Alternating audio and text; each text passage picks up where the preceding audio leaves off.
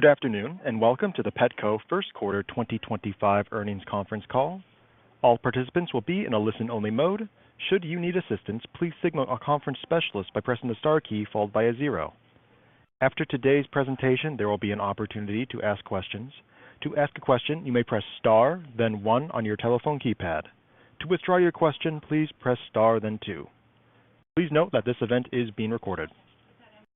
I would now like to turn the conference over to Tina Romani, Head of Investor Relations and Treasury. Please go ahead. Good afternoon, and thank you for joining Petco's First Quarter 2025 Earnings Conference Call. In addition to the earnings release, there is a presentation available to download on our website at ir.petco.com. On the call with me today are Joel Anderson, Petco's Chief Executive Officer, and Sabrina Simmons, Petco's Chief Financial Officer. Before we begin, I'd like to remind everyone that on this call, we will make certain forward-looking statements which are subject to a number of risks and uncertainties that could cause actual results to differ materially from such statements. These risks and uncertainties include those set out in our earnings materials and SEC filings. In addition, on today's call, we will refer to certain non-GAAP financial measures. Reconciliations of these measures can be found in our earnings release, presentation, and SEC filings. With that, I'll turn it over to Joel. Good afternoon, everyone, and thank you for joining us today. As I discussed with you at the start of the year, we have a unique opportunity to reinvent our iconic brand for the future and position the business to regain share in the large, highly fragmented, and resilient pet market. We are taking a multi-phased approach to this work through improving our operating model, giving our stores a voice, and restoring retail fundamentals. Our first quarter performance reflects these ongoing efforts as we delivered top-line results in line with expectations, but most importantly, over-delivered on our profitability goals. This is a great testament to how our teams across the organization are coalescing around our overarching goal of delivering profitable sales growth while operating with discipline. I'm proud of our team's dedication, agility, and execution in delivering on our commitments. During the quarter, I had the opportunity to spend time with our district managers and our service leaders at our field leadership team meeting, where we brought our stores and service leaders together for the first time ever. I saw firsthand the energy that was created by connecting as one Petco team and was motivated by the work underway to simplify our operations, strengthen our retail and services foundation, and get back to our roots. Our first quarter results bolster my confidence that we have the right strategy in place and a re-energized team that shares a collective commitment to unlocking Petco's full potential. With phase 1 complete, and a highly experienced leadership team in place, our full attention has quickly turned to phase 2. This phase is all about implementing and executing the multiple work streams we identified in phase 1 to improve our overall retail fundamentals and financial performance. Said another way, we are putting our work into action and seeing our customer respond and react in real time. The examples I will share with you today all represent foundational building blocks that will support us when we transition to phase 3, focused on growth. Before getting into the progress against phase 2, I'd like to spend some time on sourcing and the progress we've made to preserve maximum flexibility in the face of tariff uncertainties. Our cross-functional teams across merchandising, assortment planning, supply chain, finance, and operations have mobilized together to identify various contingency plans and mitigation strategies. We are leaning into our long-standing scaled vendor relationship, and we truly appreciate their partnership as we navigate ongoing fluid dynamics and uncertainty. The current environment has served as a catalyst to accelerate work that was already underway as we strengthen our operating fundamentals. We are working towards building best-in-class product cost management, pricing capabilities, and centralized operating principles to our product import process, just to name a few. I'm proud of the work the teams have accomplished to date. Pleased to see them harnessing the energy that comes from seeing their work positively impact our results. Our ability to reiterate our full-year outlook despite absorbing the impact of tariffs currently in place illustrates the meaningful progress we've made. Now, turning back to phase 2, which is all about implementing and executing. Merchandise excellence is at the forefront of this work. As I discussed last quarter, we are optimizing our product assortment to more closely align with consumer demand, and we are allocating more shelf space to higher productivity brands and SKUs. Let me give you a couple examples the teams executed on since our last call, and then you can already see in our stores. First, we completed our cat category product reset at the end of May. Second, we kicked off our dog category reset this week. Both are being executed earlier in the year than we had done previously. While there are many elements that go into a planogram reset, key focus for this year centered around adding capacity for top-selling SKUs through both lower productivity SKU rationalization and increased shelf space. Let me give you one simple but powerful example. As we complete the dog food reset, you will see our shelves move about 6 inches higher. While this may not seem material, it allows us to remove a lot of airspace throughout our dog consumable department and increases shelf capacity by more than 10%. This example demonstrates how detailed the teams are in fixing every part of our business. Increased capacity drives both operational improvements and customer experience enhancements. Operationally, we are reducing lost sales from on-shelf stockouts and improving labor productivity by eliminating constant or continuous shelf replenishment between truck replenishments. From the customer perspective, we are improving shoppability with higher in-stock availability. When you put all this together, it reinforces Petco as a reliable destination for all our customers' pet care needs. Another example you will begin to see in stores this quarter, with a continued rollout throughout the year, is a more strategic approach to end cap displays. Historically, our end cap displays were more transactional agreements with our vendors without a customer lens. Today, we are implementing a more strategic, sales-focused approach that is mutually beneficial to Petco, our vendor partners, and, most importantly, our customers. We will leverage end cap displays to highlight newness, spotlight innovation, feature seasonal offerings, and promote value. I encourage all our vendors to bring forth ideas of newness and innovation that can create a physical spotlight for our customers' needs to better serve their pets. Next, services, the fastest growing area of the pet category. In my view, our services offering is what fortifies our competitive moat. We have an established leadership position and a differentiated model of owned grooming and vet locations at scale. During phase 1, we identified several opportunities for improved productivity and have already implemented several of them. For example, our grooming software has been upgraded to allow more flexibility for online appointments. With over 40% of our appointments made online, it is important our pet parents constantly see multiple open time slots so they don't consider an alternative grooming solution. On the vet side, we've made several software enhancements to our vet scheduling system to ensure we have better coverage. I believe our industry-leading services offering, once optimized, will be a key driver of in-store customer traffic, customer retention, and loyalty over time. Our aim is to provide a comprehensive ecosystem that embodies our mission to improve the lives of pets and pet parents. Services remains our fastest growing business and continues to deliver positive growth. Additionally, we are pleased with the productivity improvements seen in both hospitals and grooming operations, supporting gross margin expansion in the quarter.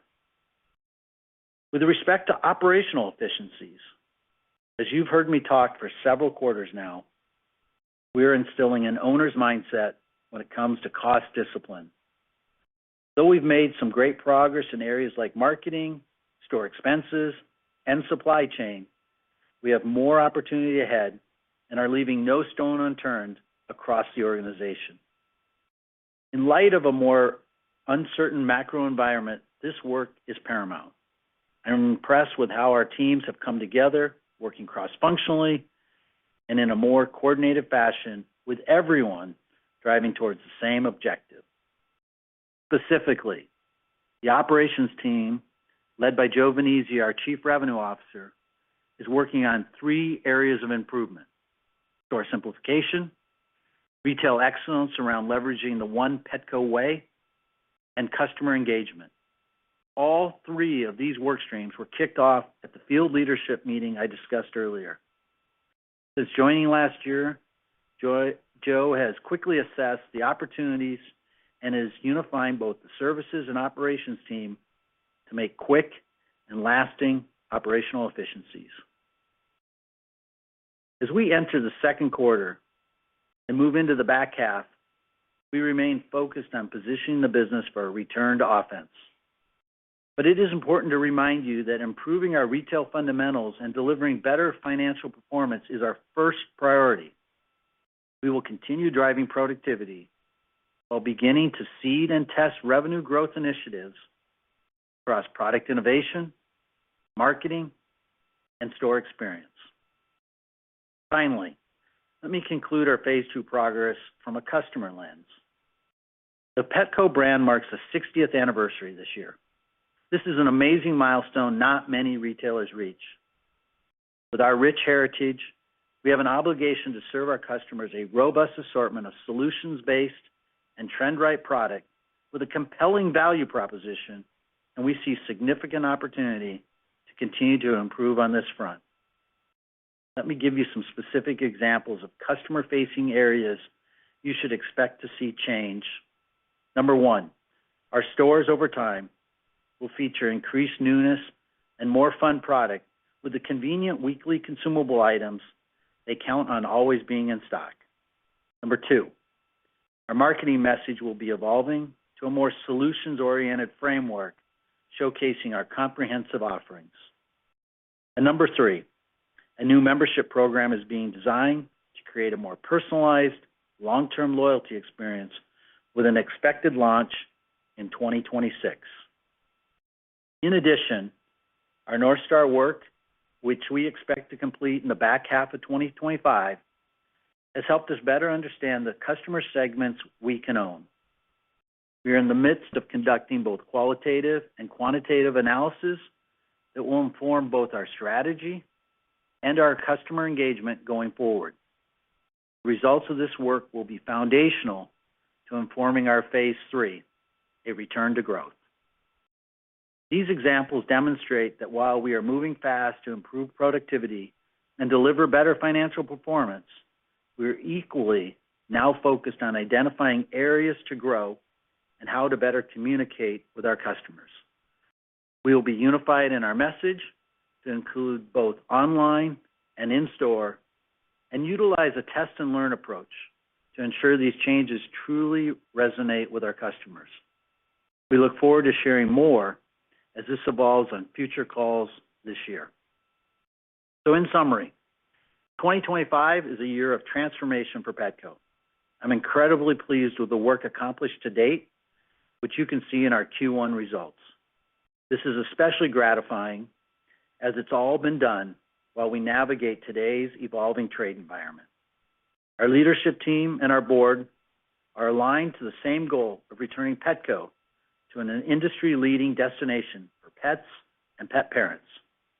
I want to thank our nearly 30,000 Petco partners for leaning into our transformation while simultaneously delivering customers the service and experience they look to Petco for.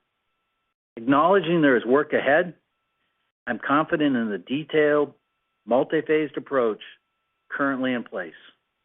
I'm pleased with the progress to date and optimistic in Petco's ability to reach its full potential over time. With that, I'd like to turn the call over to Sabrina, who will review the financials in more detail. Thank you, Joel, and good afternoon, everyone. We entered the year with the number one financial priority being to restore the health of our economic model through three key pillars: gross margin expansion, SG&A leverage, and ROIC improvement. I'm very pleased we delivered against all three of these pillars in the first quarter. For the first quarter, comparable sales were down 1.3%, with net sales down 2.3%. The difference between the comp and sales decline was driven by the 25 net store closures in 2024 and the additional 5 closures we had in Q1, bringing our ending store count to 1,393. We expanded gross margin rate by over 30 basis points versus last year to 38.2%, with expansion across both our products and services businesses. As an organization, we're focused on improving all levers within margin, including a more robust approach to average unit cost and average unit retail management. We established stronger guardrails, implemented more robust reviews of our pricing gaps, and deployed more data-driven processes to better manage markdowns and promotions. All of this work exemplifies our focus on executing the retail fundamentals well, with greater attention to detail and higher levels of accountability, with the goal of expanding our margins. It's through the same focus on disciplined execution that we delivered more than 180 basis points of expense leverage during the quarter. Excluding last year's one-time disposition costs, we leveraged approximately 160 basis points. As we've spoken about previously, this work is not a one-time cost-cutting exercise, but rather a shift in mindset, resulting in greater efficiency, agility, and increased productivity. Given the turbulent environment, we are especially proud of how our teams have mobilized quickly to accelerate several efficiency initiatives, such as optimization of marketing spend and implementation of operational improvements in our store labor model. We're pleased with the progress to date, and our teams continue to identify further savings opportunities as we adopt this more disciplined mindset in our day-to-day operations. Operating profit was $16.4 million, an increase of $33 million, or approximately $29 million when excluding disposition costs last year. Adjusted EBITDA increased $13.8 million to $89.4 million and expanded 105 basis points to 6% of sales. We're pleased that in the first quarter we delivered on the framework we laid out at the start of the year to expand our gross margin rate and to leverage SG&A, driving improvement in profitability. Moving to the balance sheet and cash flow. We ended the quarter with a cash balance of $139 million, an improvement of $48 million versus last year.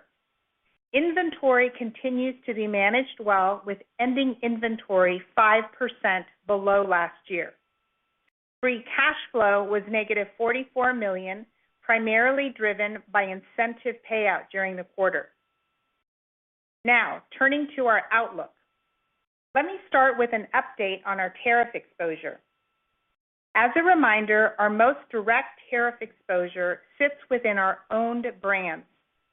On our fourth quarter call, we shared that our own brand inventory purchases from China, Canada, and Mexico were about 5% of our total merchandise cost of goods sold. When updating for the revised and expanded list of countries currently impacted, our exposure is only slightly higher at about 7%. Our indirect exposure sits primarily within our national brands. For many of these suppliers, we have long-standing relationships at scale, and we are partnering together to navigate fluid dynamics and deploy mitigation efforts. With that, for the full year, we are reiterating our full year outlook for 2025.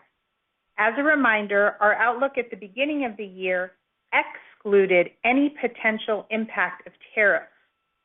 Assuming tariffs remain at today's current level and no higher, we believe we can still deliver on the outlook we provided at the start of the year.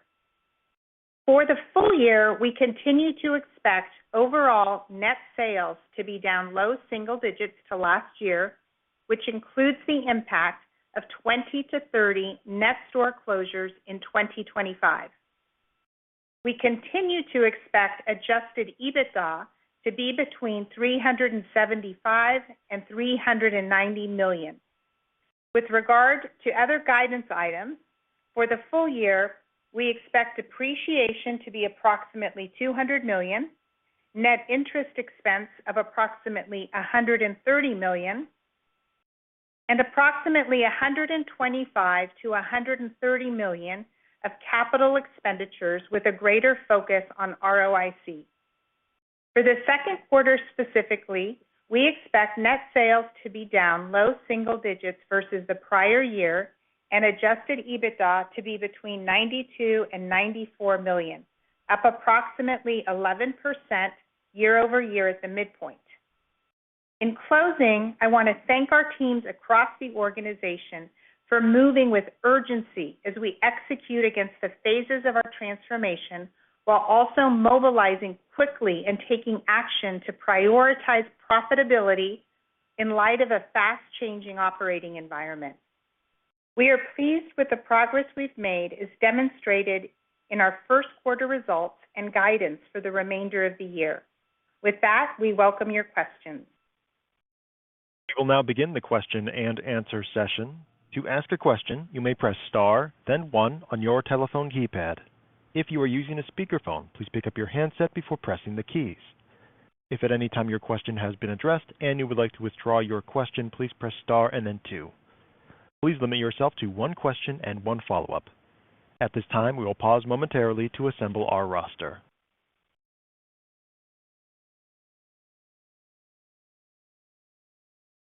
And your first question today will come from Michael Lasser with UBS. Please go ahead. Good evening. Thank you for taking my question. This is Sachin Verma on for Michael Lasser. I'd like to start with, what are you seeing in pet adoption trends, and how do these trends impact your full-year outlook? Yeah. Hey, thanks for the call. We're seeing it's pretty stable, not much change from the last call we had. And as far as the full year goes, and I said this last quarter as well, 2025 is really a self-help story for Petco. So we're not relying on any tailwinds from the category like pet adoption to increase in order for us to deliver on the financial improvements that we talked about on this call and the last call. So we feel really good about the progress we've made, and I think Q1 is a great indicator of how strong the year is playing out. Thank you. My follow-up question is, as you're focused on improving your profitability and not focusing on one-time costs out, how are you ensuring guardrails to take permanent costs out while keeping the customer experience intact? In other words, what kind of ways are you looking to take permanent costs out while still maintaining your top line and adjusted EBITDA? Thank you. Yeah, it's a good question, and maybe I'll turn it over to Sabrina for some specifics.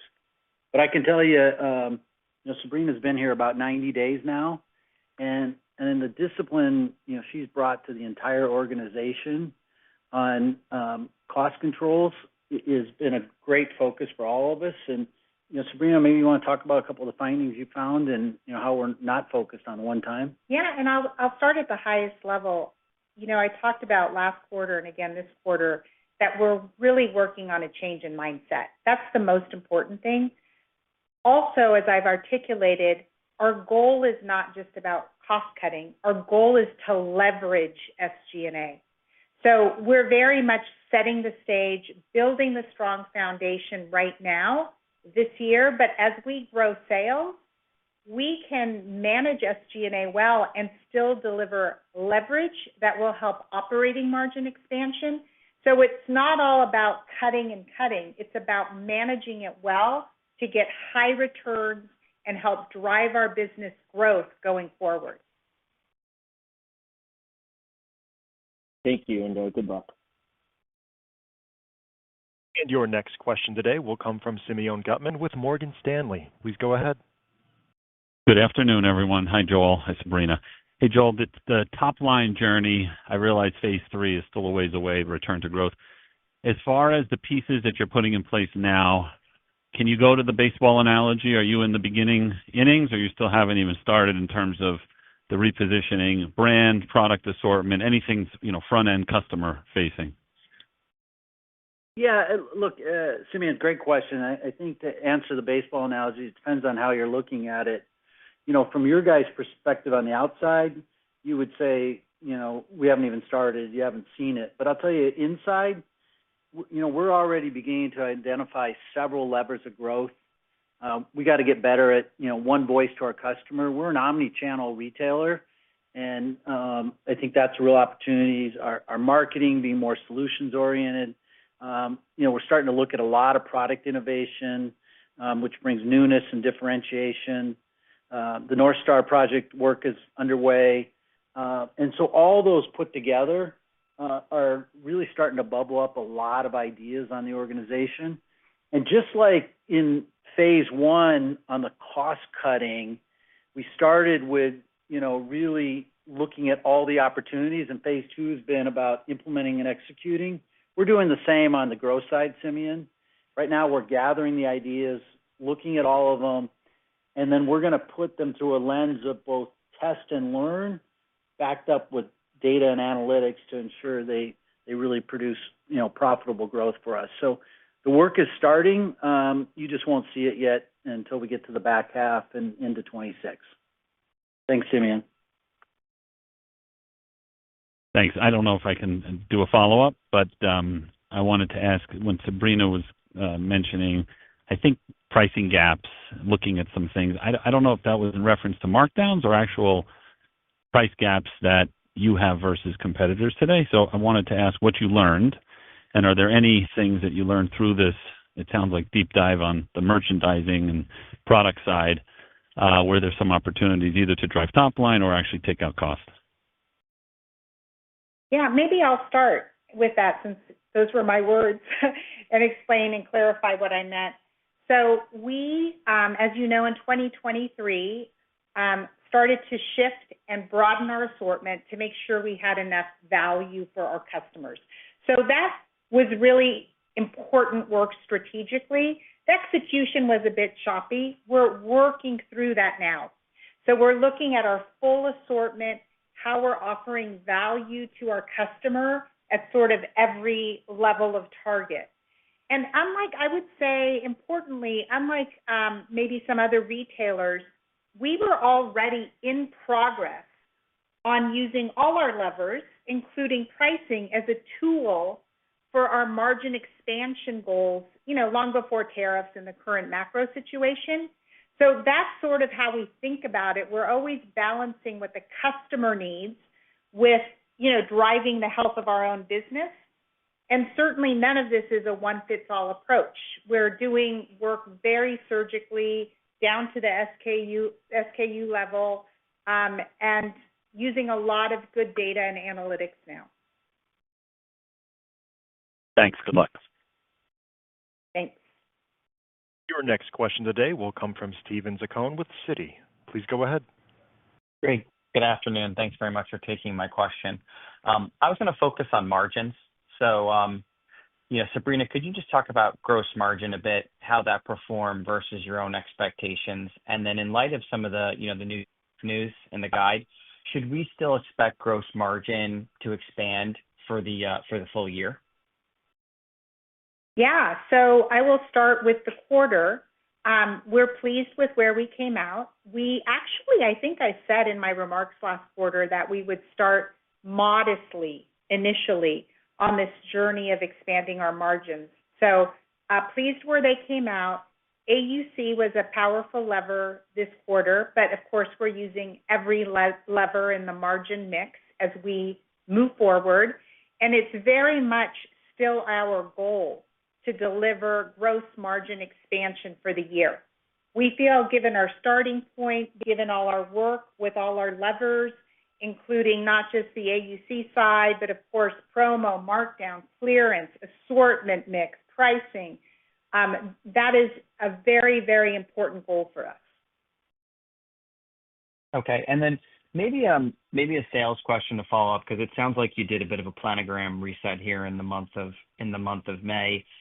You know, as you think about that as an impact to sales, could this be a bit of a helper in the near term, or you know, the phase 3 to kind of return to growth is probably going to take a little bit longer?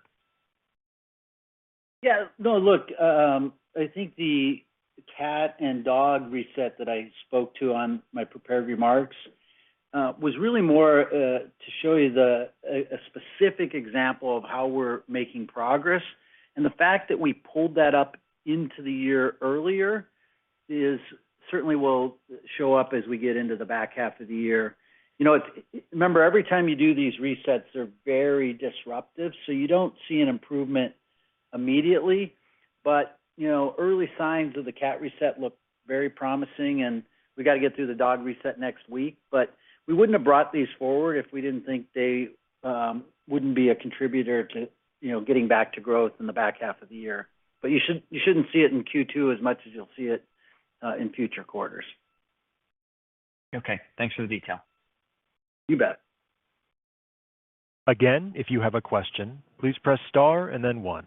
And your next question today will come from Kaumil Gajrawala with Jefferies. Please go ahead.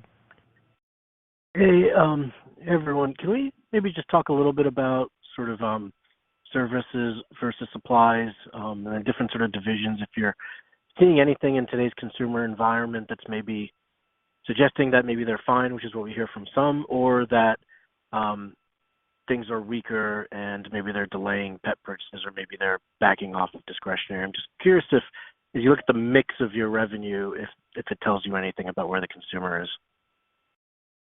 Yeah, I mean, look, services, you know, has continued to lead our business, and I think it's leading for a couple reasons, but most importantly, it's leading because, you know, as I said, this is a self-help story year, and we saw significant opportunities for us to increase productivity.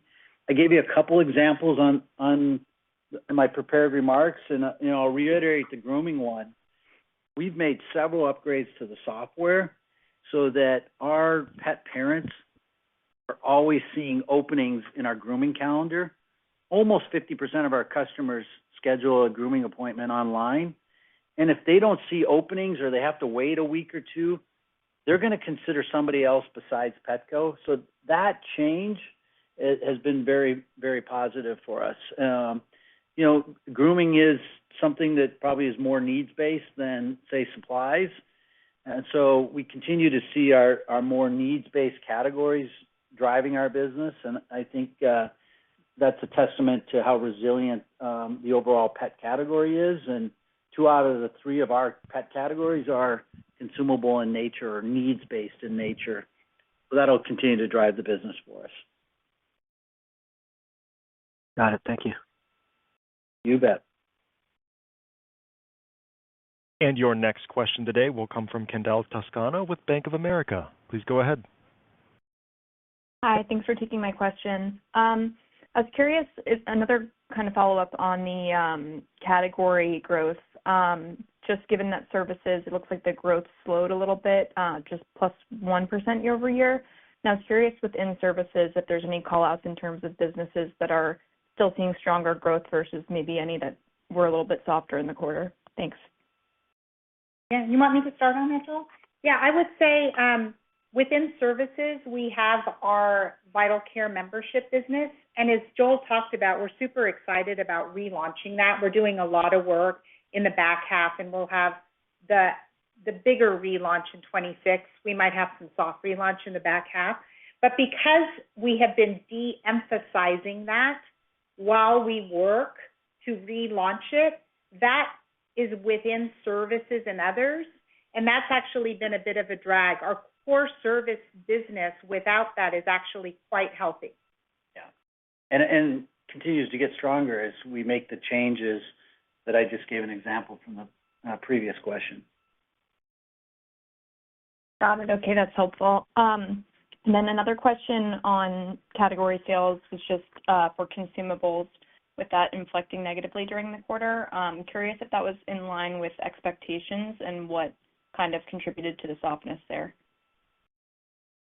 Yeah, no, that was certainly in line with expectations. And, you know, part of the reason we pulled forward the reset is we can see the advantages that'll have for us on having a bigger impact later in the year. But as we continue to, you know, clean up promotions that I like to call empty calorie, that is kind of self-induced. But we're really pleased with the margin profile and how we're continuing to get that business back on track. Thank you. You're welcome. And your next question today will come from Steve Forbes with Guggenheim. Please go ahead. Hey guys, this is Jake Nevash on for Steve. Yeah, quick question on, I guess thinking through your wallet share opportunities here. So, help us frame up, I guess what are your most loyal customer cohorts looking for here? It sounds like you guys have a lot of, done a lot of work on and some exciting opportunities up ahead here. But maybe, help us frame, maybe in order of magnitude, what your loyal cohorts are looking for here. Thank you very much. Yeah, look, I think you'll hear more about that from us as we complete our North Star work. We're right in the middle right now of really understanding the customer segments that we believe we can not only win but grow. And so the stage we're in with our North Star work is really doing some qualitative and quantitative analysis of that. And, with that, that'll really inform everything we do as we focus on growth in the back half of the year. But it's too early yet here to, give you some specifics on the segmentation piece of it. Got it. Thank you. You're welcome. And your next question today will come from Oliver Wintermantel with Evercore. Please go ahead. Yeah, thanks very much. I had a question on your leverage ratio. In your deck, you said that you want to achieve below 2 times. Can you give us a little bit more details on the timing and what you expect the free cash flow to look like this year? Yes. So that is a very important goal that will take some time. And the first step forward is the focus on profitability that we've articulated.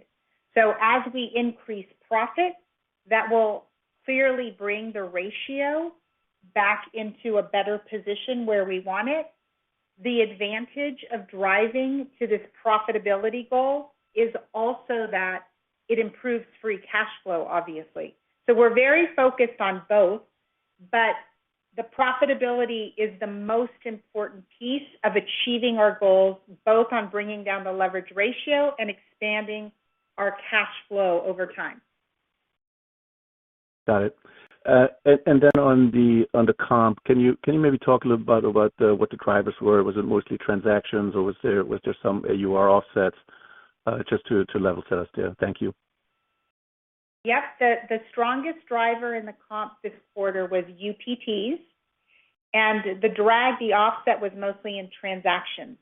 So that's where we'll be really focused as we evolve the marketing message that Joel was talking about, in driving traffic back into the store once we have this new setup, add new assortment, then roll out more exciting marketing. That's the big lever that we want to see improve is transactions. Got it. Thanks very much and good luck.